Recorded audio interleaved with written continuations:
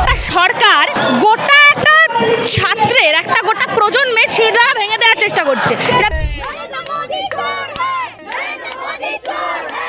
কৃষক আন্দোলন যখন হয়েছে তাদেরকে খালিস্তানি বলে দেওয়া, যখন এনআরসি সিএ নিয়ে আন্দোলন হলো তাদেরকে জেহাদি বলা, এটা আসলে শাসকের চরিত্র। এখন ছাত্ররা যখন স্বতঃস্ফূর্তভাবে আন্দোলন করতে আসছে তখন তাদেরকে চাইনিজ দালাল, সোনম ওয়াংচুককে চায়নার দালাল, এটা ডিপ স্টেট একটা ষড়যন্ত্র, খুব কমন একটা শব্দ ডিপ স্টেটকে ইউজ করে, যারা এই বিজেপি এবং তাদের যে তথাকথিত যে সেনাবাহিনী, যে হনুমান সেনাবাহিনী, তারা আসলে এই ডিপ স্টেট সম্পর্কে বিন্দুমাত্র আইডিয়া নেই। তারা বলছে নাকি চায়না এবং আমেরিকার যৌথ ডিপ স্টেটে। আসলে যে এটা কত বড় পলিটিক্যালি ভুল কথা এটা তারা জানে না এবং জানার ক্ষমতাও নেই। 20 দিনের বেশি অনশনরত ছিল ছাত্ররা। কোনো কেন্দ্রীয় মন্ত্রী, কেন্দ্রীয় শিক্ষামন্ত্রীর বেপাত্তা, কেন্দ্রীয় শিক্ষামন্ত্রী কোনো পাত্তা নেই। যেদিন সংসদ ভবন অভিযান করা হলো নরেন্দ্র মোদী পালিয়ে গেল।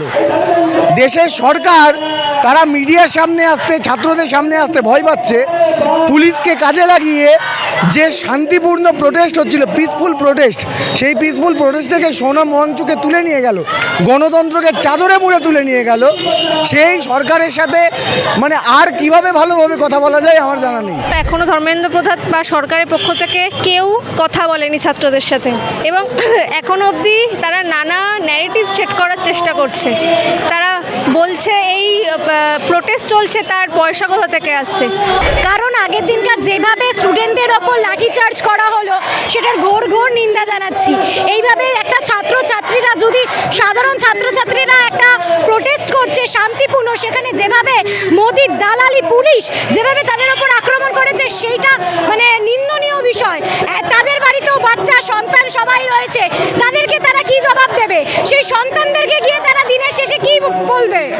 একজন শিক্ষামন্ত্রী তিনি একটাও কথা বলছেন এতদিন ধরে দিল্লির যন্তর মন্তরে।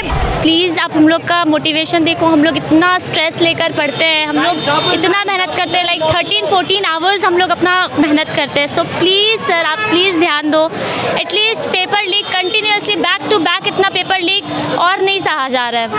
সোনাম ওয়াংচুককে বলা হয়েছে চীনের দালাল, আমাদেরকে তো বলাই হয় চীনের দালাল।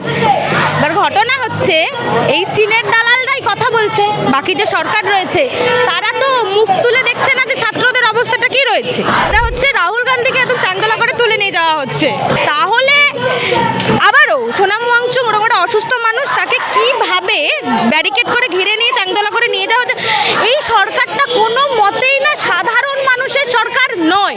নিট পেপার লিককে কেন্দ্র করে যন্তর মন্তরে যে প্রতিবাদ গঠন হয়েছে সেখানে দেখা গেছে যে অসংখ্য ছাত্রছাত্রীর ওপর, নিরস্ত্র ছাত্রছাত্রীর ওপর পুলিশের লাঠিচার্জ করা হয়েছে। আর তার প্রতিবাদ জানিয়ে রাহুল গান্ধী তিনি প্রধানমন্ত্রী বাসভবনের সামনে অবরোধ জানিয়েছিলেন। দীর্ঘক্ষণ অবরোধ চলায় এবং তারপর পুলিশ তাকে আটক করে নেওয়া হয়। রাহুল গান্ধী থেকে শুরু করে প্রিয়াঙ্কা গান্ধী এবং একের পর এক যারা বিরোধী নেতৃত্ব রয়েছে তাদেরকে কিন্তু গ্রেফতার করে পুলিশের পক্ষ থেকে। এবার প্রশ্ন উঠছে যে সমস্ত ছাত্রছাত্রীরা নিট পেপার লিকের বিরোধিতা করে প্রতিবাদ নেমেছিলেন, অনশন চালিয়েছিলেন, সেই সমস্ত ছাত্রছাত্রীদের ওপর পুলিশের লাঠিচার্জ, টিয়ার গ্যাসের সেল ফোটানো হয়, সেই সমস্ত বিষয়কে কেন্দ্র করে রাহুল গান্ধী তিনি প্রতিবাদ জানিয়েছিলেন। এবং সাথে সাথে দিল্লিতে যে প্রতিবাদ চলছে তার সাথে সাথে কলকাতাতেও কিন্তু ছাত্রছাত্রীরা তারা রয়েছেন, এখানে প্রতিবাদ জানাচ্ছেন, স্লোগান তুলছেন। ধর্মেন্দ্র প্রধান রিজাইন করতে হবে, ধর্মেন্দ্র প্রধানের পদত্যাগ করতে হবে, এই দাবিকে তারা সামনে রাখছেন।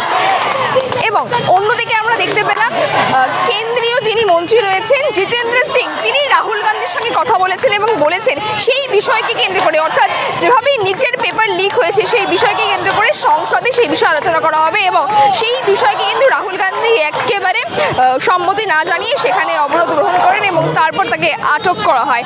এই গোটা প্রক্রিয়াকে কেন্দ্র করে নিট পেপার লিক, যন্তর মন্তরের প্রতিবাদ, কি বলছেন ছাত্রছাত্রীরা, কি বলছেন কলকাতার জেনজিরা, শোনাবো।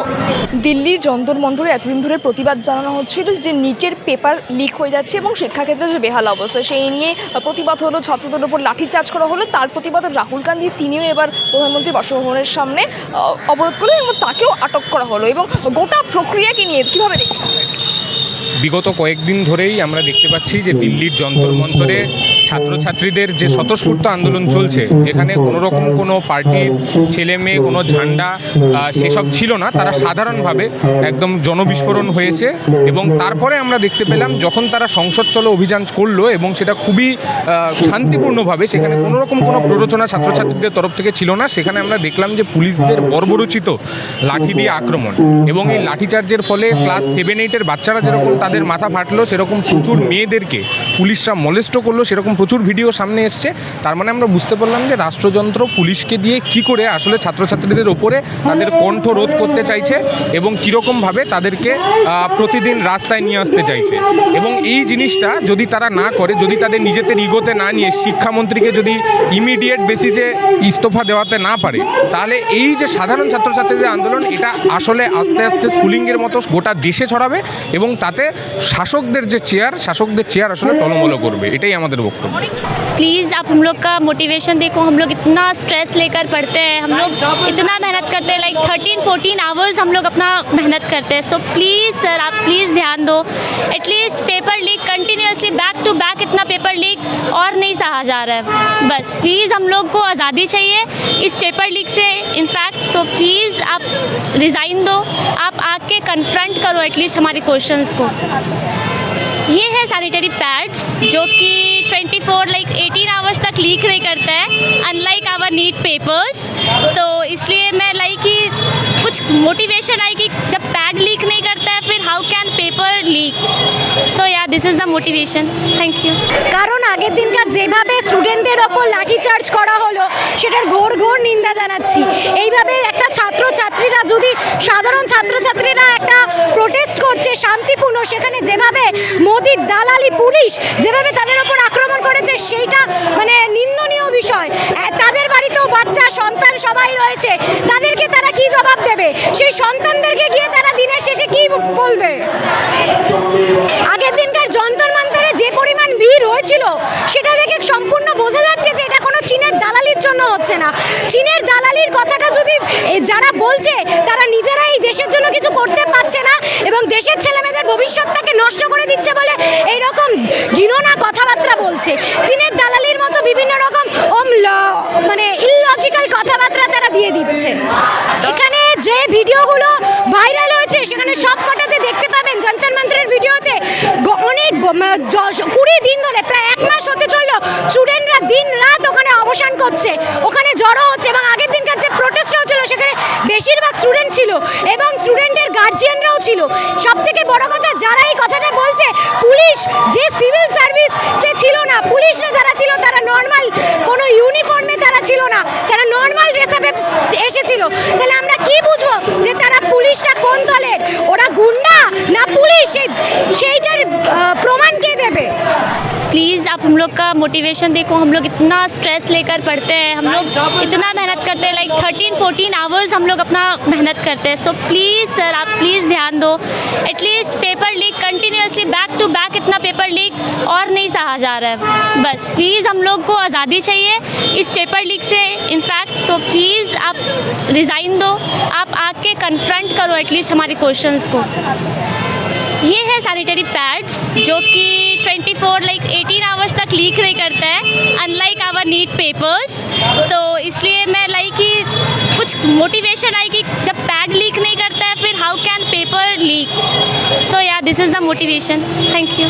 সোনাম ওয়াংচুককে বলা হয়েছে চীনের দালাল, আমাদেরকে তো বলাই হয় চীনের দালাল। এবার ঘটনা হচ্ছে এই চীনের দালালরাই কথা বলছে, বাকি যে সরকার রয়েছে তারা তো মুখ তুলে দেখছে না যে ছাত্রদের অবস্থাটা কি রয়েছে। সেক্ষেত্রে তো কথা বলতেই হবে, কারোর লাভ হচ্ছে না, লাভ হতে চাচ্ছে যারা প্রোটেস্ট করছে, ক্ষুদ্র থেকে ক্ষুদ্র, বৃহত্তর থেকে বৃহত্তর যে মানুষেরা প্রোটেস্ট করছে একটা যুব সমাজের স্বার্থের জন্য প্রোটেস্ট করছে। এছাড়া আর কারোর কোনো লাভ এখানে নেই, কোনো নেতামন্ত্রীর কোনো লাভ নেই। বরং যদি বলো উল্টো দিকে লাভ কাদের হচ্ছে বলো তো, এই সরকারগুলো।